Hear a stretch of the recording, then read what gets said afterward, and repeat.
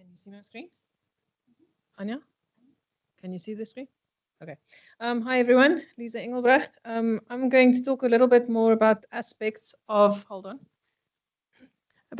aspects of core facilities, because as Ben showed us, the core facilities or the facilities, let's just call them facilities for now, are one of the components of our ecosystem, and there are specific issues and aspects that we can discuss specifically in terms of core facilities. We've selected a few, but let me just get on.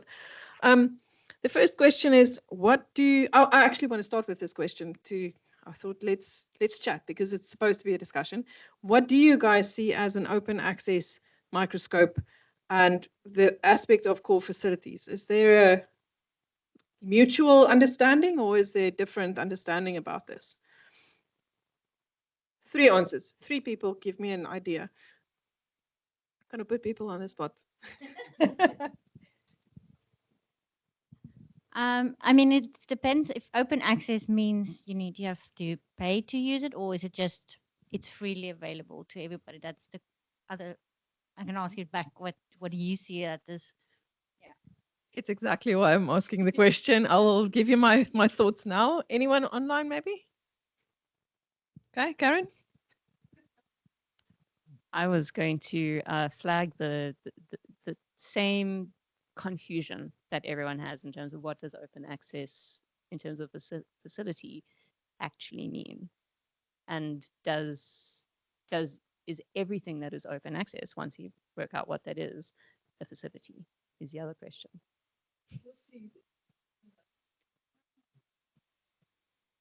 I can give a minor separate definition. Some people consider open access as you can turn up and use it. And some put barriers on and say you can only use it once you've passed our test and have a certain level of knowledge. And that involves being trained by us for the first few hours. And so on. So like barriers of entry, not necessarily cost, but of expertise. I'll add none of us are answering your question, Lisa, but another confusion. There's I'll show up and I can use it. Yes, please. And thank you, Chris. And there's also I'll show up and someone else will do it for me, which is the other confusion.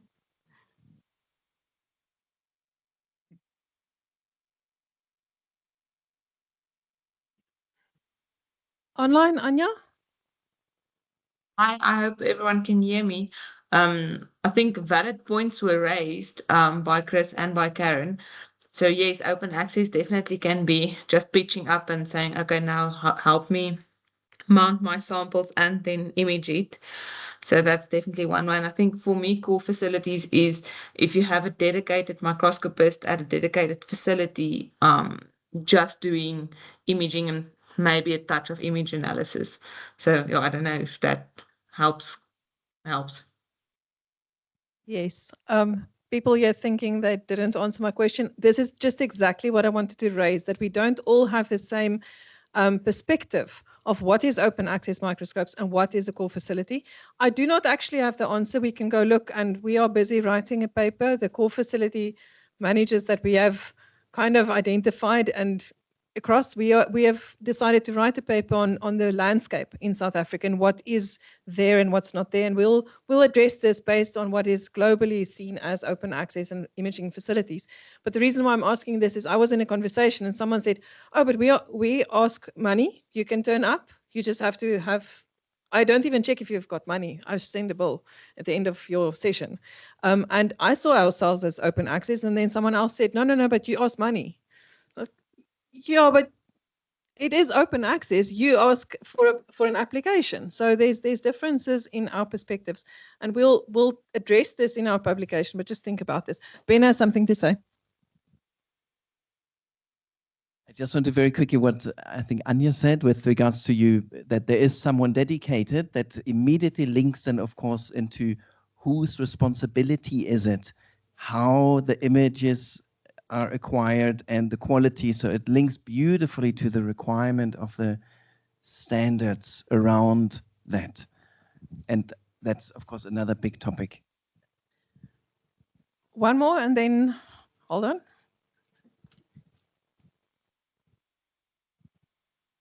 I risk veering going off topic, but 2 more things which I think are slightly cute and relevant.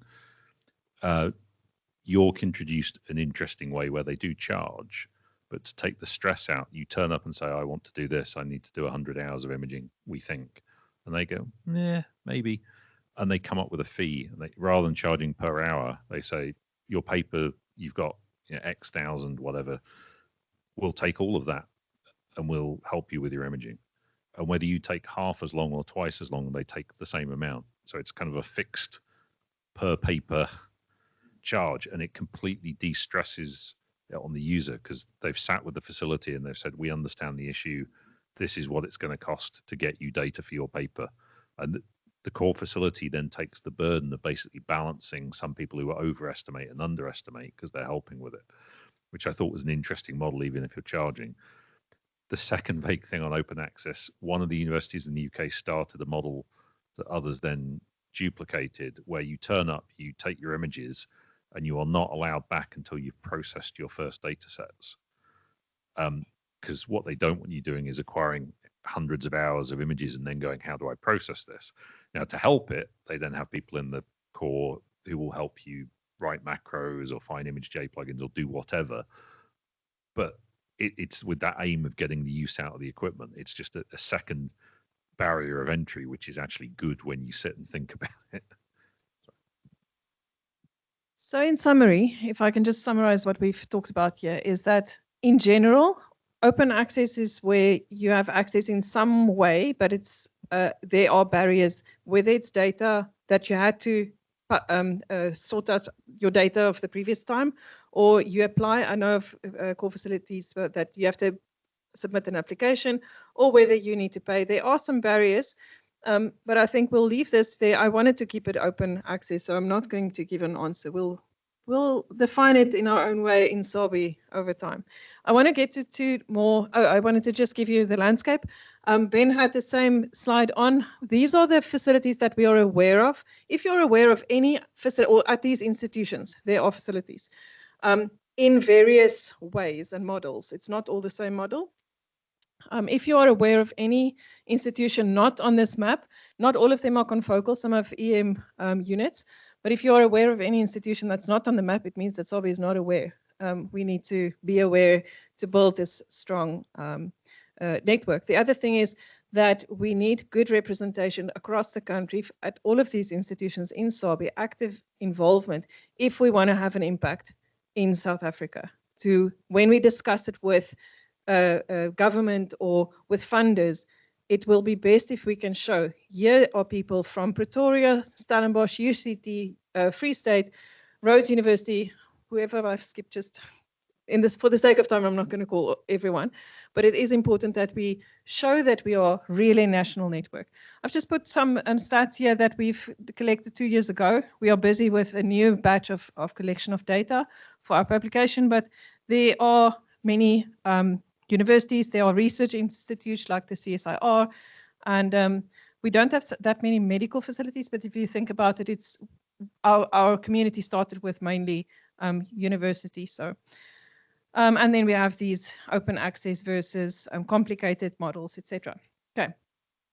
The next aspect I just want to touch on is the fact that in the global community, global bioimaging that we are connected with, they flagged something that's actually been an issue since I've started in the core facility, is that acknowledgement is a gray area. When do you acknowledge, when do you not acknowledge the person who's actually helping, assisting, taking the images, etc. So in the RMS, in the UK, the RMS, Royal Microscopy Society, built up this recommendation that's now available to the whole of global bioimaging, and you'll see all of the logos at the bottom. We are there right in the middle of all the logos at the bottom, where they say this is a recommendation for publishing. In other words, if it's a routine sample preparation, etc., you can just acknowledge. But if someone helped you really optimize and build a new sample preparation protocol, it's good to actually acknowledge them through co-authorship. And you think it's just for that person. It's not just for that person. That person is the person who needs to go motivate for the next microscope to be bought. If they're never on a paper, it's very hard to motivate. We need another microscope. We are strong in our microscopy. So you helping making microscopes more available by actually giving co-authorship to the people who's actually helping. I just want to point that out because it's sometimes very, very debatable. I've been in that situation very recently, about 3 months ago. A student told me, why does she have to give me a co-authorship? We've received only her sample. We've put it with cells that one of my student assistants had to grow the cells. We planned the experiment. We took the images. I sent her the data. And she's like, but we paid you. And I thought, you paid for microscope time and the cost of all of this. If you were a postdoc and you did this work, would you have been happy if they said, oh no, we're not paying you this month. There's a publication, you're the co-author. No, payment doesn't mean not acknowledging. So that this is just, I want to really put out, it is an issue. We'll talk about it just now. I want to go back. Oh yeah, you want to? I wonder whether just before we move on, so that in terms of it's almost education for also for PIs and students, because very often actually the PIs don't really know what's going on, and the students even less. And so there is really also that requirement for us to teach that, and that's obviously currently not done. And so, very good. So some of the core facility people might have seen this on the right-hand side. There's a survey currently by the GBI to find out globally what is the trend of people acknowledging those who assist in the imaging experiments. It doesn't only have to be core facilities, because core facilities are not the only people who make microscopes available or assist others on their microscopy. So if you are one of those who assist others on microscopy and never get the acknowledgement, you are more than welcome to scan this QR code and fill in the form. We are, as a global community, addressing this issue. Okay, next aspect I quickly want to raise is the fact, that was actually, we're going to the questions. So, are those who assist on imaging experiments acknowledged appropriately? If many of the people online have experience in your facilities, is it something that's common, or have you also some frustration like I had very recently?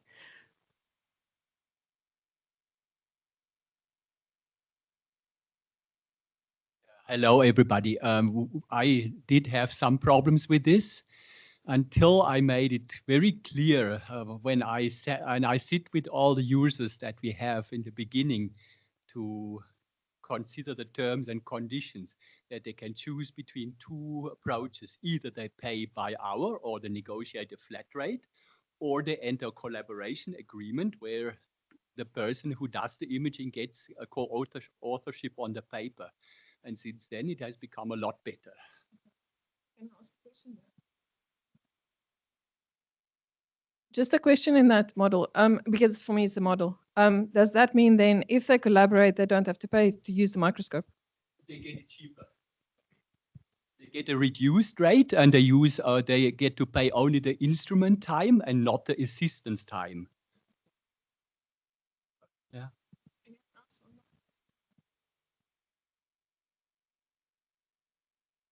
Is there anyone online who wants to comment? I can't see anyone. Come on, people. The younger people, are there any postdocs or students who help others? Anya, I'll give you a chance now. I just want to finish the question. If you're a postdoc or a student helping others, do you get the acknowledgement or not? Okay, Anya, it's your turn. Actually, just wanted to agree with you. I recently had the same problem where a publication came out and I actually did all the image analysis and took the images, and there was no co-authorship or even a thank you. So I share your frustration. So we're trying to fix this by offering also a co-authorship and at the reduced rate then. But yes, so this is slowly taking off, but we haven't seen like a, let me call it a return on investment yet. Thank you for that. It seems like collaboration could be something to leverage. I'm in I think our unit, for example, is a unit which runs on a full cost recovery. If, for example, I offer collaboration, I'm running into a minus. So for me, it's that like you're not covering the costs for just being there. So there are that question is like, should you really not pay the cost of using the microscope and someone's time just so that you can get hand out the co-authorship? So co-authorship at this stage, it seems like is linked to a value cost. Not a value cost, a monetary cost, where it's not really a contribution cost. In my opinion, that's just a comment. Yeah, I share your concern from a different angle, and that is if, especially small facilities, the time to then walk through in-depth collaboration with every single person means there's other stuff that doesn't get done. And as much as I favor, I mean, I love the idea and I would collaborate as much as possible, but it's hard to do that well if you're a core facility. And I think the point still stands. If you pay your postdoc, right, or the postdoc gets a fellowship, but one way or another, just because you're getting, like, everyone needs to make a living, that doesn't take away. And I think linked with that is maybe the importance of transparency in the fee model that goes up. Like, okay, you're paying X hundred rand per hour for the system. Why does it cost that much? Well, X amount is for maintenance, X amount is for this, X amount is for that. And you'll probably very quickly see that not a lot of, like, there's no fat in the system. But something that I have tried to do, maybe similar to Dirk, it's obviously part of the first discussion in terms of clarity and expectations, but I also make everyone sign an MOU. And in that MOU is actually an adapted version of the RMS's table. Like, this is what I mean when I say, depending on contribution, there's an expectation of co-authorship. Now, I've been given the freedom to, so I'm lucky that way to say if the terms of this MOU aren't met, you'd lose access to the microscopes. Thank you. Then a question that came up to me is, but why is it so difficult to get co-authorship? Why are authors, the main authors now, so hesitant to put an imaging facility? Because overseas, sometimes you get 10 people on a paper, but for some reason, there's some culture not to put everyone who's contributed on the paper. I would like to have that question. Why? Why is that happening?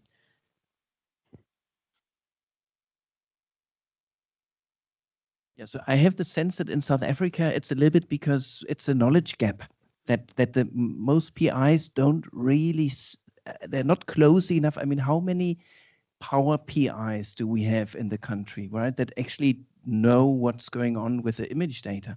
They would be, I think, very much inclined to put the facility staff onto the paper. So I think it's a bit of a knowledge issue and communication and training issue again, that we are not, that kind of gap. Aurelia, I see your hand is up. You can have a turn. Yeah, I agree with you, Ben, because I think people think it's very easy to take images. They send people, the student, just to take image, 50 slides for 1 hour. And I think they don't realize the time we put in there. I think you're right. I think it's not just the time, but the expertise to do it fast. There's expertise involved in getting that images quite quick, correct from the first or second booking. Otherwise, you would have struggled for 3 or 4 months, which could have been solved if there was an expert behind the microscope. So I agree with you on that. Anyone else? Right, I'm going, one more. You might not expect an industry perspective on it, but just one of my colleagues in the UK, very good demonstrator. 3 of his demonstrations in the past, like 5 years, got Nature papers just from the data we took during the demonstration. He was acknowledged on none of them. And like at the time he was a bit upset, and I was like, "What, Nick? Like, I can buy you a T-shirt. Like, all I got was I got 3 Nature papers unacknowledged, and all I got was a lazy confocal order, because he did at least get paid because we sold the system." But when he kind of politely during the training confronted people, they were just really embarrassed, and they just admitted they completely forgot. And sometimes it was because he made it look easy. And I think in some ways, don't ascribe to malice what is just incompetence. Sometimes if you make it look easy, people will just forget. So I think reminders of the rules, maybe posting these rules around the facility, might help a bit, because it really doesn't cost people. Kamala online.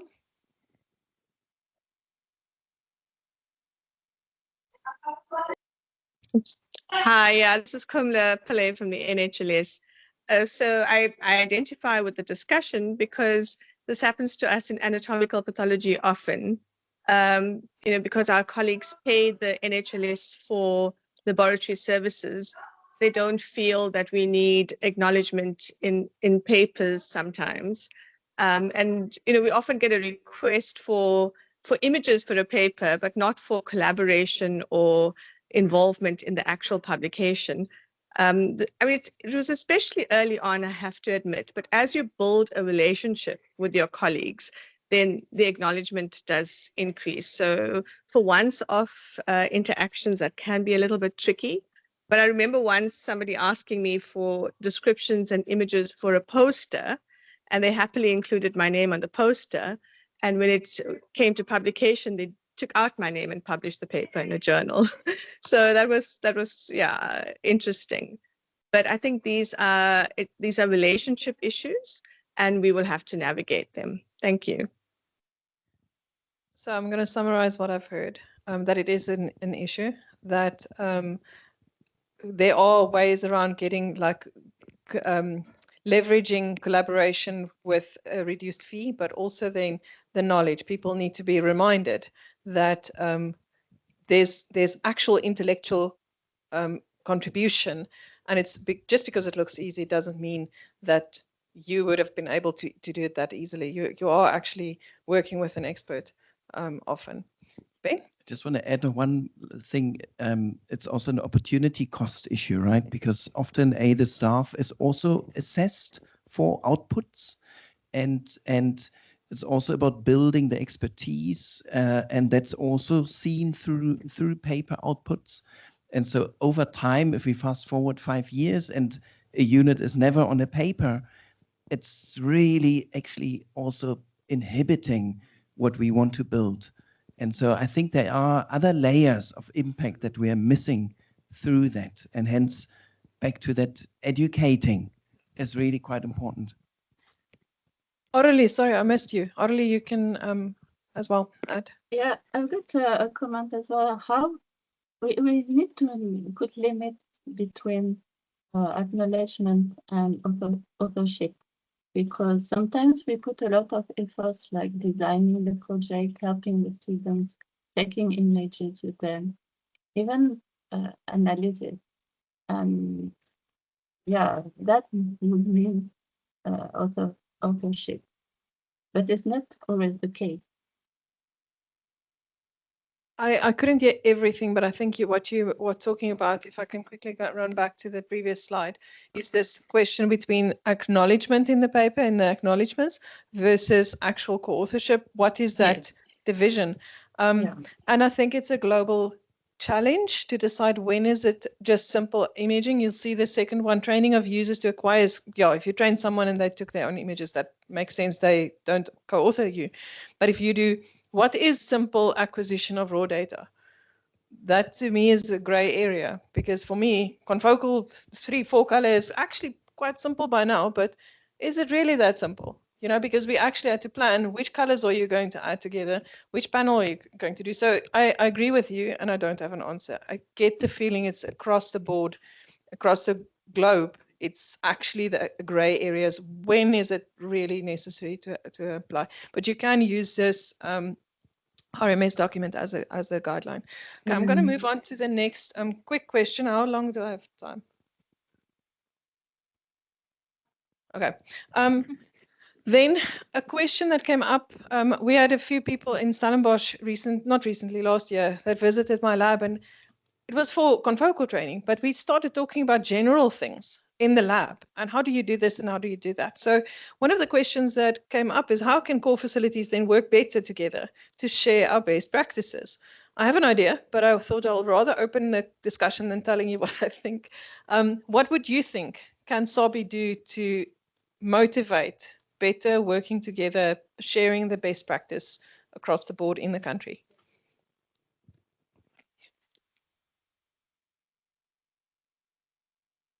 No, I just wanted to comment on that and just say it's a really good question to ask. When core facilities start really working together, one starts also to break the silos that happens within the research spheres. And I think a lot of expertise, not every university has the same research expertise.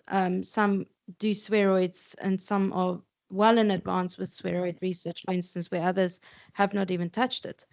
And I think if core facility starts really collaborating and working together, and core facility managers specifically, one can start breaching those type of gaps within the research sphere, which also then helps with breaking the silos in research.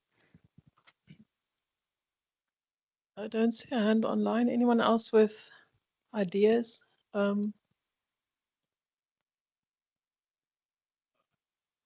hello. Well, I am taking actually pleasure in visiting other universities and teaching there, yeah. And I would be very happy, for example, if you need to go somewhere, Lize, I could like be a substitute here and take users here, or you could come to our place.